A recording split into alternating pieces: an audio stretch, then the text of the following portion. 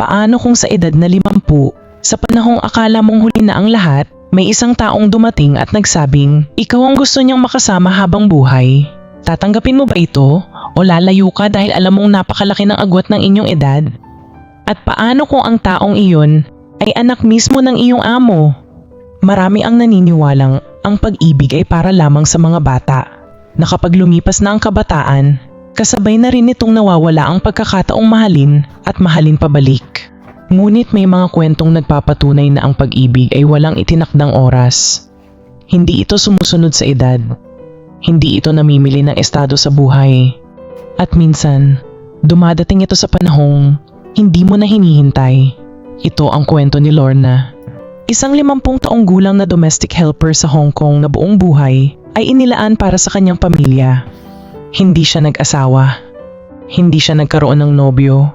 Hindi dahil wala siyang nagkagusto, kundi dahil sa bawat pagkakataong may kumakatok sa kanyang puso, mas pinili niyang unahin ang kapakanan ng kanyang mga magulang at mga kapatid, habang ang iba ay nag-iipon para sa sariling pangarap. Si Lorna ay nag-iipon upang mapagtapos ang kanyang mga kapatid sa pag-aaral, habang ang iba ay bumubuo ng sariling pamilya. Siya naman ay patuloy na nagpapadala ng halos lahat ng kanyang kinikita sa Pilipinas.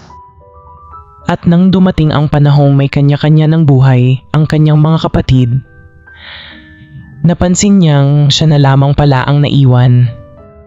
Tahimik, mag-isa, at unti-unting tinatanggap na marahil ay hindi na para sa kanya ang pag-ibig. Mahigit 20 taon nang nagtatrabaho si Lorna sa Hong Kong. Hindi naging madali ang kanyang buhay bilang OFW. Maraming beses siyang napalitan ng employer. May mga panahong hindi siya pinakikitunguhan ng maayos. May mga gabing tahimik siyang umiiyak habang kausap ang sarili sa maliit niyang silid. Ngunit hindi siya sumuko. Patuloy siyang lumaban. Patuloy siyang ngumiti. Patuloy siyang nagtrabaho. Hanggang sa mapunta siya sa pamilya ni na Sir Michael at Madam Grace. Isa itong pamilyang kilala sa kanilang kabaitan. Hindi nila itinuring na katulong lamang si Lorna. Itinuring nila siyang bahagi ng kanilang tahanan. May sariling maayos na silid, may sapat na pahinga, at higit sa lahat, may paggalang. Kaya naman sa loob ng 5 taon, hindi na niya naisip ang lumipat ng ibang amo. Sa unang pagkakataon matapos ang napakaraming taon, pakiramdam niya ay may bahay siyang matatawag sa ibang bansa. Isang umaga ng tagsibol, abala si Lorna sa paghahanda ng almusal. Tahimik ang buong bahay. Habang inilalapag niya ang pagkain sa mesa, napansin niyang masaya sina Sir Michael at Madam Grace. May hinihintay silang bisita. Hindi nagtagal ay may tumigil na sasakyan sa labas ng bahay. Lumabas ang mag-asawa. Kasunod noon ay ang isang matangkad na binatang may bitbit na maleta. Nakasuot ito ng simpleng polo at may mainit na ngiti sa mukha. Agad itong yumakap sa kanyang mga magulang. Ito si Ethan, ang nag-iisang anak ni na Sir Michael at Madam Grace. Katatapos lamang ng kanyang master's degree sa civil engineering at pansamantalang uuwi sa Hong Kong bago simulan ang kanyang bagong karera. Hindi agad lumapit si Lorna. Tahimik lamang siyang nagmamasid mula sa kusina. Ngunit nang mapansin siya ni Ethan, agad itong ngumiti. Magalang itong lumapit. At sa halip na hintayin siya ang bumati, nauna itong yumuko ng bahagya bilang paggalang. Kayo po ba si Ate Lorna? Ang dami ko na pong narinig na magagandang kwento tungkol sa inyo. Nagulat si Lorna.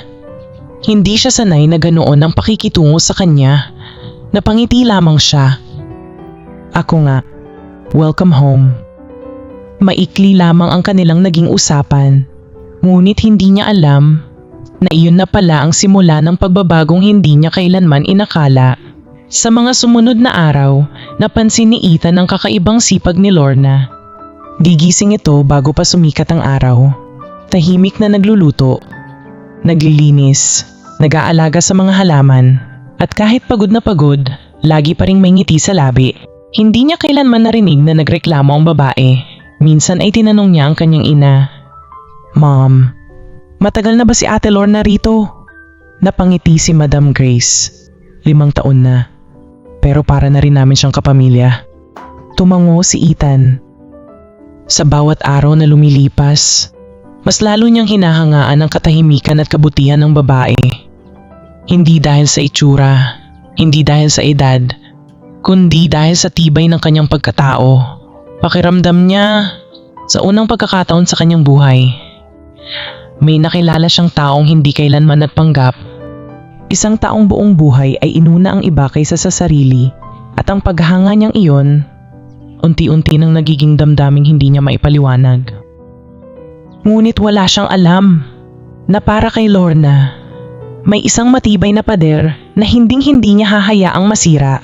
Isang pader na binuo ng 50 taon ng sakripisyo, pangamba at paniniwalang hindi na para sa akin ang pag-ibig. May mga taong hindi mo kailangang kausapin ng matagal upang makita ang tunay nilang pagkatao. Minsan, sapat na ang paraan ng kanilang pagtrato sa ibang tao, sapat na ang tahimik nilang pagsasakripisyo, at sapat na ang kabutihang hindi nila ipinagmamalaki. Iyon ang unti-unting nakita ni Ethan kay Lorna. Lumipas ang ilang linggo mula nang makauwi si Ethan sa Hong Kong. Habang hinihintay niya ang pagsisimula ng kanyang trabaho bilang junior engineer sa isang kilalang engineering firm, madalas lamang siyang nasa bahay upang tapusin ang ilang research na kaugnay ng master's degree na kanyang natapos. Halos araw-araw niyang nakikita si Lorna. Ngunit sa bawat araw na lumilipas, mas lalo niyang napapansin ang mga bagay na hindi agad nakikita ng iba. Tuwing madaling araw, bago pa sumikat ang araw, gising na si Lorna. Tahimik itong naghahanda ng almusal. Kasunod nito ang paglilinis ng buong bahay, pag-aalaga sa maliit na hardin, pamimili ng mga kailangan sa kusina. At kapag tapos na ang lahat, saka lamang ito magpapahinga ng sandali. Ngunit kahit pagod, hindi nawawala ang kanyang magalang na ngiti. Para bang sanay na siyang isang tabi ang sariling pagod upang unahin ang kapakanan ng iba. Isang umaga, habang nagdidilig si Lorna ng mga halaman sa bakuran, napansin niyang may isang paso ng bulaklak na halos matuyo na. Tahimik niya itong inayos, pinalitan ng lupa, diniligan, at maingat na inilagay sa lugar na may sapat na sikat ng araw. Mula sa bintana ng kanyang silid, tahimik siyang pinagmamasdan ni Ethan. Napangiti siya. Hindi niya alam kung bakit pati isang simpleng halaman ay kayang alagaan ni Lorna ng may ganoong pagmamahal. At doon niya naisip, kung ganito siya magmahal sa mga bagay na walang salita, paano pa kaya sa mga taong mahal niya? Hindi nagtagal, naging magaan ang samahan nilang dalawa. Hindi sila palaging magkausap. Ngunit kapag nagkakasabay sa kusina o sa sala, may maiikling kwentuhan silang puno ng paggalang. Minsan ay tinulungan pa ni Ethan si Lorna sa pagdadala ng mabibigat na grocery. Agad namang tumanggi ang babae. Ako na lang, Sir Ethan. Trabaho ko naman ito. Ngunit ngumiti lamang ang binata. Hindi ibig sabihin na trabaho ninyo. Hahayaan ko na kayong magbuhat ng mag-isa. Hindi na nakipagtalo si Lorna. Sa halip ay tahimik lamang siyang nagpasalamat. Sa isip niya, magalang lamang talaga ang anak ng kanyang amo. Wala nang ibang kahulugan iyon. Isang gabi, habang naghahapunan ng pamilya, napansin ni Madam Grace ang anak. Tahimik itong nakangiti habang nakatingin sa kusina kung saan naghahanda ng tsaa si Lorna. Hindi iyon nakaligtas sa mapanuring mata ng isang ina. Pagkatapos ng hapunan, kinausap niya si Ethan sa balkonahe. Parang may iniisip ka nitong mga nakaraang araw. Napangiti lamang ang binata. May hinahangaan lang po ako. Natawa si Madam Grace. Talaga? Sino? Hindi agad sumagot si Ethan. Tahimik lamang siyang tumingin sa bakuran. Makalipas ang ilang sandali ay mahina niyang sinabi, "Si Ate Lorna." Parang huminto ang oras. Hindi agad nakapagsalita si Madam Grace. Inakala niyang nagbibiro lamang ang anak. Ngunit nang makita niya ang seryosong mukha nito, nawala ang kanyang ngiti. Kinabukasan, ikinuwento ni Madam Grace ang narinig kay Sir Michael.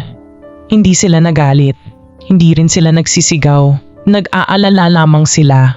Hindi dahil masama si Lorna, sa katunayan, malaki ang respeto nila rito. Ngunit alam nilang napakalaki ng agwat ng edad. magkaiba rin ang estado ng kanilang buhay. At higit sa lahat, ayaw nilang masaktan ng alinman sa dalawa. Tahimik lamang na nagsalita si Sir Michael. Huwag muna tayong manghusga. Kilala natin ang anak natin. Hindi siya padalos-dalos. Tumango si Madam Grace. Ngunit bilang isang ina, hindi pa rin mawala ang kanyang pag-aalala. Samantala, walang kaalam-alam si Lorna sa mga nangyayari. Patuloy lamang siya sa kanyang trabaho. Isang hapon, habang nagliligpit siya ng mga lumang libro sa study room ni Ethan, may nahulog na isang notebook. Nagmadali niya itong pinulot. Ngunit bago niya ito maisara, napansin niyang may nakasulat sa unang pahina. Hindi niya intensyong basahin. Ngunit kusang napunta ang kanyang mga mata sa isang pangungusap. Ang pinakamagandang taong nakilala ko ay hindi ang pinakabata. Hindi ang pinakamayaman, kundi ang babaeng araw-araw na inuuna ang kapakanan ng iba kaysa sa sarili. Mabilis niyang isinara ang notebook. Hindi niya alam kung para kanino iyon. Hindi rin niya gustong mag-isip ng kung ano-ano. Tahimik niya itong ibinalik sa mesa, ngunit simula nang mabasa niya ang mga salitang iyon, hindi na mapakali ang kanyang isip. Lumipas ang ilang araw. Habang nagdidilig si Lorna ng mga halaman sa bakuran, lumapit si Ethan. May seryoso itong muka. Halatang ilang araw na nitong pinag-iisipan ang sasabihin. Huminga siya ng malalim. At Lorna, may gusto po sana akong sabihin. Napatingin ang babae. Hindi niya alam kung bakit biglang bumilis ang tibok ng kanyang puso. Sa unang pagkakataon, nararamdaman niyang ang mga susunod na salitang maririnig niya ay tuluyang babago sa tahimik niyang buhay. May mga salitang kayang baguhin ang takbo ng buhay ng isang tao. Isang pag-amin, isang tapat na damdamin, o isang pangungusap na hindi mo kailanman inasahang maririnig. At para kay Lorna, ang mga salitang iyon ang gumising sa damdaming matagal na niyang ibinaon sa limot. Tahimik ang bakuran ng bahay. Marahang umiihip ang malamig na hangin mula sa Victoria Harbor. Habang patuloy sa pagdidilig ng mga halaman si Lorna, naramdaman niyang may taong nakatayo sa kanyang likuran. Paglingon niya ay si Ethan. Hindi ito nakangiti tulad ng dati. Sa halip ay seryoso ang mukha nito. Halatang ilang gabi nitong pinag-isipan ng sasabihin. Mahina itong huminga, pagkatapos ay nagsalita. At Lorna, may gusto po akong sabihin sa inyo. Sana po ay pakinggan ninyo ako hanggang dulo. Napahinto si Lorna. Hindi niya alam kung bakit tila bumilis ang tibok ng kanyang puso. Tahimik lamang siyang tumango. Nag-ipon ng lakas ng loob si Ethan. Hindi siya sanay umamin ng nararamdaman. Ngunit sa pagkakataong iyon, alam niyang kailangan niyang maging tapat. Noong una, paghanga lang po ang naramdaman ko sa inyo. Humanga ako sa sipag ninyo, sa kabutihan ninyo, at sa paraan ng pagtrato ninyo sa lahat ng tao. Bahagyang napayuko si Lorna. Hindi pa rin niya maunawaan kung saan patungo ang usapan. Nagpatuloy si Ethan. Pero habang tumatagal, napansin kong iba na pala ang nararamdaman ko. Hindi ko na lang kayo hinahangaan. Mahal na po yata kita. Parang huminto ang mundo ni Lorna. Nabitawan niya ang pandilig na kanyang hawak. Unti-unting tumulo ang tubig sa damuhan. Ngunit wala na siyang pakialam doon. Hindi siya makapagsalita. Hindi siya makagalaw sa loob ng 50 taon. Ngayon lamang may isang lalaking umamin ng ganoong damdamin sa kanya. Ngunit sa halip na saya, takot ang unang bumalot sa kanyang puso. Tahimik siyang umatras ng ilang hakbang. Nanginginig ang kanyang mga kamay. Mahina ngunit matatag ang kanyang tinig. Sir Ethan, huwag po kayong magbiro ng ganyan. Umiling ang binata. Hindi po ako nagbibiro. Muling umiling si Lorna. Mas naging mabigat ang kanyang boses. Hindi pwede. Hindi talaga pwede. Napakunot ang noo ni Ethan. Bakit po? Napapikit si Lorna. Parang ang bawat salitang lalabas sa kanyang bibig ay isang patalim na sasaksak sa sarili niyang puso. dahil 50 taong gulang na ako. Saglit siyang tumigil. Ikaw, bata ka pa. Marami ka pang makikilalang babae. Marami pang mas babagay sa'yo. Tumulo ang unang luha sa kanyang pisngi. Isa lang akong domestic helper. Matanda na ako. At ikaw, anak ka ng amo ko. Hindi tayo nababagay sa isa't isa. Tahimik lamang na nakinig si Ethan. Hindi siya sumagot agad. Hinayaan niyang mailabas ni Lorna ang lahat ng nasa puso nito. Huminga ng malalim ang binata. Mahinahon siyang nagsalita. Hindi ko po kayo minahal dahil sa edad ninyo. Hindi rin dahil sa trabaho ninyo. Minahal ko po kayo dahil sa pagkatao ninyo. Unti-unting napaluha si Lorna. Ilang dekada niyang pinaniwala ang sariling wala ng darating na pag-ibig sa kanyang buhay. Ngayon, naririnig niya ang mga salitang noon ay pangarap lamang niyang marinig. Ngunit sa halip na tanggapin ang mga ito, mas lalo lamang siyang natakot. Alam niyang kapag hinayaan niyang lumalim ang lahat, mas marami ang masasaktan. Kinagabihan, hindi na lumabas ng kanyang maliit na silid si Lorna. Tahimik siyang nakaupo sa gilid ng kama. Nakahawak sa isang lumang larawan ng kanyang mga magulang. Unti-unti siyang napaluha. Mahina siyang nagsalita na tila kinakausap ang sarili. Bakit ngayon pa? Noong bata pa ako, wala namang dumating. Ngayon pang 50 taong gulang na ako. Ngayon pa dumating ang pag-ibig. Hindi niya napigilang umiyak. Hindi dahil ayaw niya kay Ethan, kundi dahil natatakot siyang tanggapin ang isang kaligayahang pakiramdam niya ay hindi na para sa kanya. Samantala, sa kabilang bahagi ng bahay, kinausap ni Ethan ang kanyang mga magulang. Tahimik siyang umupo sa sala. Naroon sina Sir Michael at Madam Grace. Alam na nilang may mahalagang sasabihin ang kanilang anak. Huminga ng malalim si Ethan.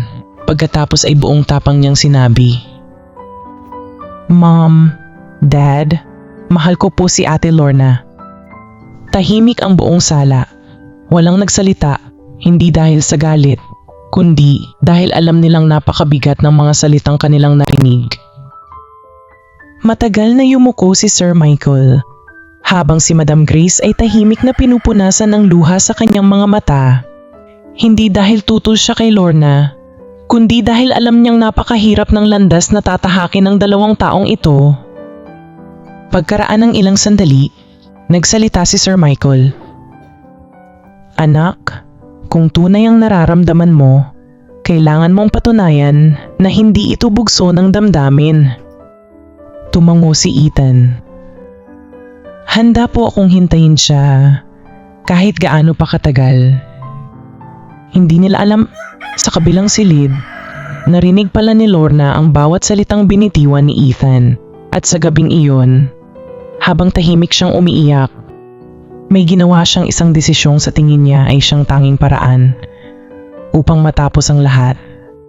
Dahan-dahan niyang inilabas ang kanyang lumang maleta at nagsimula siyang mag-impake. May mga pagkakataong ang pinakamabigat na desisyon ay hindi ginagawa dahil wala ng pagmamahal, kundi dahil sobra ang pagmamahal. Dahil kung minsan, ang tunay na pag-ibig ay marunong lumayo upang hindi makasakit ng iba. At iyon ang pinaniniwalaan ni Lorna. Buong gabi siyang hindi nakatulog. Tahimik siyang nakaupo sa gilid ng kama habang nakabukas ang kanyang lumang maleta. Isa-isang tinupi ang kanyang mga damit. Hindi marami ang kanyang pag-aari. 2 jacket, ilang pares ng pantalon, mga lumang litrato ng kanyang pamilya, at isang maliit na kahon na matagal na niyang hindi binubuksan. Sa bawat damit na inilalagay niya sa maleta, pakiramdam niya ay isa-isa ring nababasag ang katahimikang binuo niya sa loob ng 50 taon. Hindi niya kailanman naisip na ang pinakamasakit na paalam ay hindi sa sariling pamilya, kundi sa bahay na unti-unti na niyang itinuring na tahanan. Pagsikat ng araw, tulad ng nakasanayan, maaga pa ring bumangon si Lorna. Nagluto siya ng almusal. Nagtimpla ng kape para kina Sir Michael at Madam Grace. Inihanda ang baon ni Ethan. Wala ni isa sa kanila ang makapagsasabing buong gabi pala siyang umiyak. Pareho pa rin ang kanyang ngiti, pareho pa rin ang kanyang mahinahong kilos.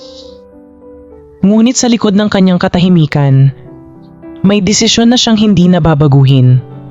Pagkatapos ng almusal, tahimik siyang lumapit kina Sir Michael at Madam Grace. May hawak siyang puting sobre, bahagyang nanginginig ang kanyang mga kamay. Magalang siyang yumuko. Madam, Sir, gusto ko po sana magpasalamat sa 5 taon ninyong kabutihan sa akin. Nagkatinginan ang mag-asawa. May kakaiba silang naramdaman. Dahan-dahang iniabot ni Lorna ang sobre. Nang buksan ito ni Madam Grace, nanlaki ang kanyang mga mata. Isa iyong resignation letter. Tahimik ang buong sala. Tanging tikatik ng orasan ang maririnig. Mahinang nagsalita si Lorna. Uwi na po ako ng Pilipinas. Biglang dumating si Ethan mula sa itaas. Napansin niyang kakaiba ang katahimikan. Nakita niyang hawak ng kanyang ina ang sobre.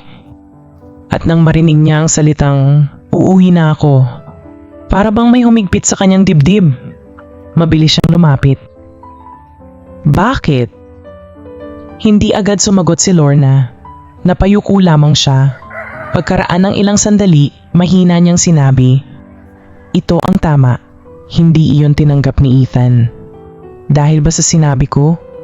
Tahimik lamang si Lorna. Hindi niya kayang magsinungaling.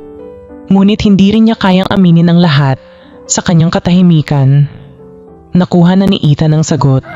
Hindi na napigilan ng binata ang kanyang emosyon. Ngunit sa halip na magtaas ng boses, mas lalo lamang siyang naging mahinahon. "Kung aalis kayo dahil sa akin, ako na lang ang lalayo." Nagulat sina Sir Michael at Madam Grace. Hindi nila inaasahan ang sinabi ng anak. "Maghahanap ako ng ibang matitirhan kung iyon ang kailangan." Mabilis na umiling si Lorna. "Hindi!" Ngayon lamang lumakas ang kanyang boses. Halatang natatakot siya. "Hindi mo kailangang umalis. Ako ang empleyado rito. Ako ang dapat umalis." Tahimik na tumulo ang luha ni Ethan. Sa unang pagkakataon sa kanyang buhay, may taong minahal siyang mas piniling isakripisyo ang sariling kaligayahan. Lumapit si Sir Michael. Marahan niyang inilapag ang resignation letter sa mesa. Hindi niya ito pinunit. Hindi rin niya ito pinirmahan. Sa halip ay tumingin siya kay Lorna. "Sa loob ng 5 taon, hindi ka namin itinuring na katulong lamang. Bahagi ka na ng pamilya namin." Napaluha si Lorna. Hindi siya makatingin. Nagpatuloy si Sir Michael. "Kung gusto mong umalis dahil iyon ang gusto mo, hindi ka namin pipigilan." Saglit siyang tumigil. "Pero kung aalis ka lang dahil iniisip mong pabigat ka o wala kang karapatang mahalin, hindi ako papayag na ganoon ang dahilan." Lalong napaluha si Lorna. Wala siyang maisagot. Kinagabihan, kinausap ni Madam Grace si Lorna sa maliit nitong silid. Tahimik silang naupo. Walang pagitan ng amo at kasambahay. 2 babae lamang na parehong may mabigat na dinadala. Mahina ang boses ni Madam Grace. "Lorna, sabihin mo sa akin ang totoo." Napayuko ang babae. Maya-maya'y napaiyak siya. "Madam, hindi ko po kayang sirain ang kinabukasan ng anak ninyo. 50 taong gulang na ako. Kapag tumabi siya sa akin, pagtatawanan lang siya ng mga tao. Sasabihin nilang pinatulan niya ang matanda niyang kasambahay. Ayokong maging dahilan ng kahihiyan niya." Hindi na napigilan ni Madam Grace ang pagluha. Lumapit siya at mahigpit na niyakap si Lorna. Sa 5 taon nilang magkasama, ngayon lamang niya narinig ang tunay na laman ng puso ng babaeng halos buong buhay ay isinakripisyo para sa iba. Ngunit habang umiiyak silang dalawa, sa labas ng pintuan, tahimik na narinig ni Ethan ang bawat salitang binitiwan ni Lorna at doon niya lubos na naunawaan. Hindi siya tinatanggihan ng babaeng mahal niya dahil wala itong nararamdaman, kundi dahil mas inuuna pa rin ito ang kanyang kinabukasan kaysa sa sariling kaligayahan. Sa gabing iyon, gumawa si Ethan ng isang desisyon. Isang desisyong susubok hindi lamang sa kanyang pagmamahal, kundi pati sa kanyang buong pagkatao. May mga taong nagsasabing ang pag-ibig ay sapat na, ngunit sa tunay na buhay, hindi sapat ang salitang mahal kita. Kailangan itong patunayan sa panahon, sa sakripisyo, at sa kakayahang igalang ang desisyon ng taong pinakamamahal mo. Iyon ang piniling gawin ni Ethan. Pagkatapos ng gabing narinig niya ang pag-uusap ni Lorna at ng kanyang ina, hindi na niya muling binanggit ang tungkol sa pag-ibig. Hindi na rin siya nagpumilit. Hindi siya sumunod-sunod kay Lorna. Hindi siya gumawa ng anumang bagay na maaaring magbigay rito ng mas mabigat na pasanin. Sa halip, mas lalo niyang ipinakita ang paggalang. Kapag nagkakasalubong sila sa kusina, simpleng pagbati lamang ang kanyang ginagawa. Kapag kailangan ni Lorna ng tulong sa pagbubuhat ng mabibigat na gamit, tahimik siyang tumutulong nang hindi nagsasalita ng tungkol sa kanyang nararamdaman. At kapag oras na ng pahinga ng babae, hinahayaan niya itong magkaroon ng katahimikan. Napansin iyon ni Sir Michael at Madam Grace. Mas naging tahimik ang kanilang anak. Ngunit sa katahimikang iyon, mas lalo nilang nakita ang pagiging seryoso nito. Hindi pala bugso ng damdamin ang lahat. Samantala, si Lorna ay lalo namang nahihirapan. Inakala niyang kapag umiwas si Ethan ay magiging madali na ang lahat. Ngunit kabaligtaran ang nangyari.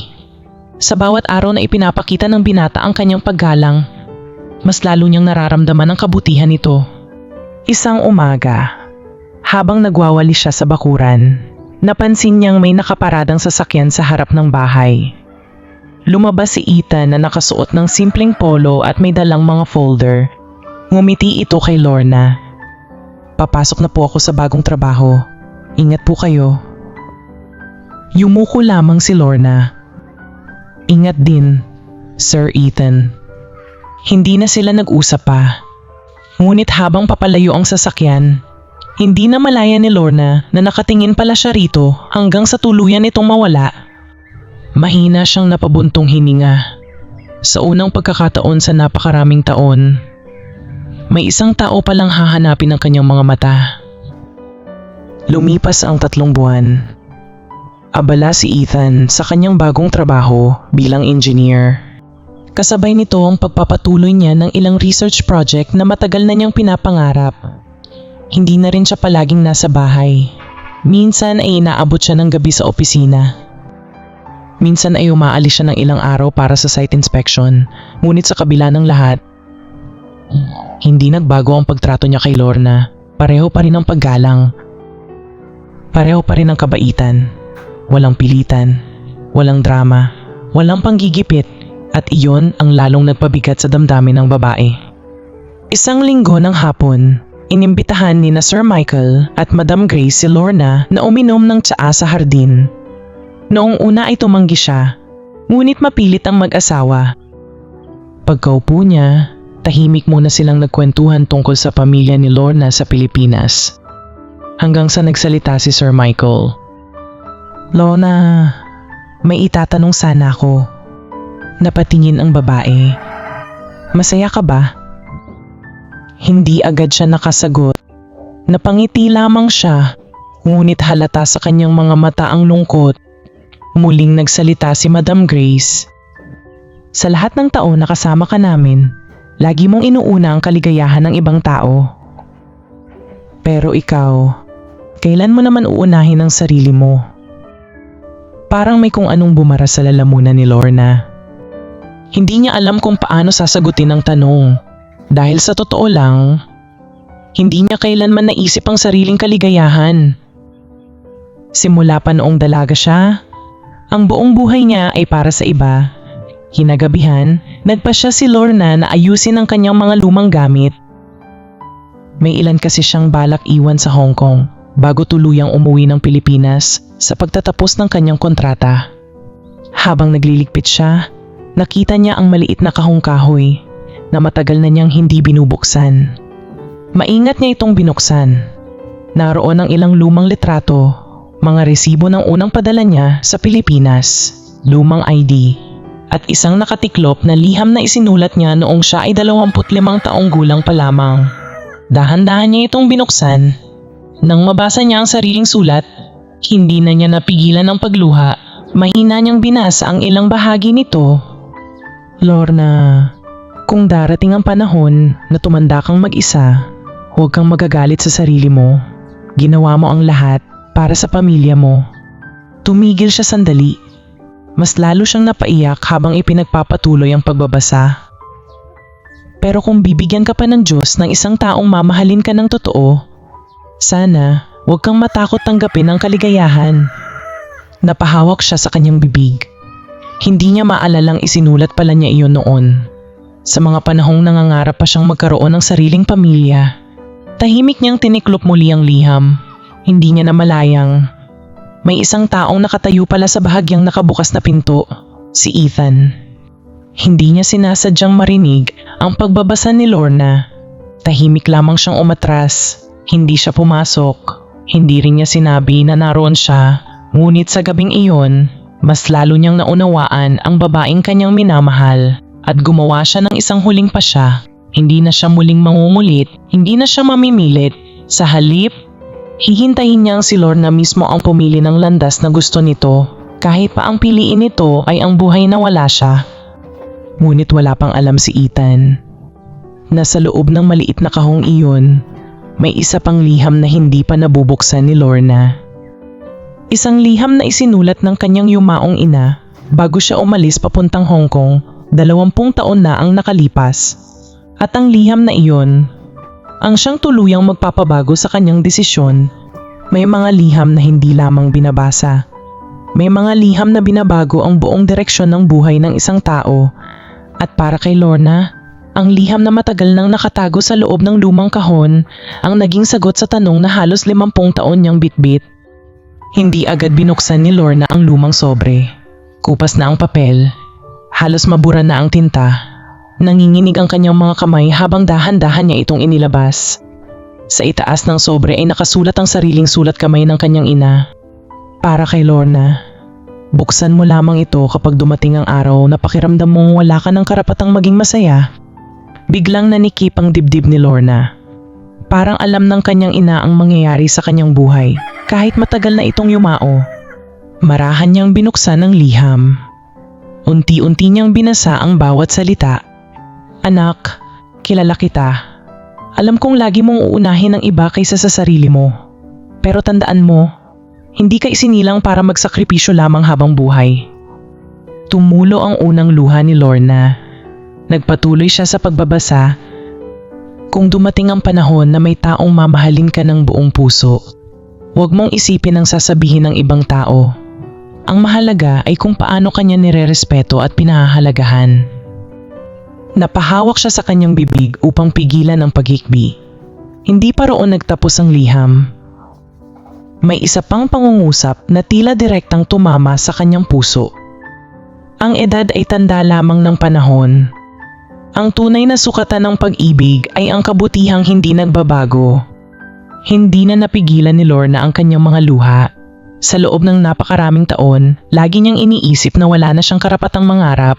Ngunit ngayon, parang ang mismong ina niya ang nagsasabing hindi pa huli ang lahat.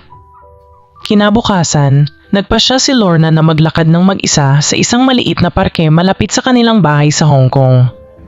Tahimik siyang naupo sa isang bangko.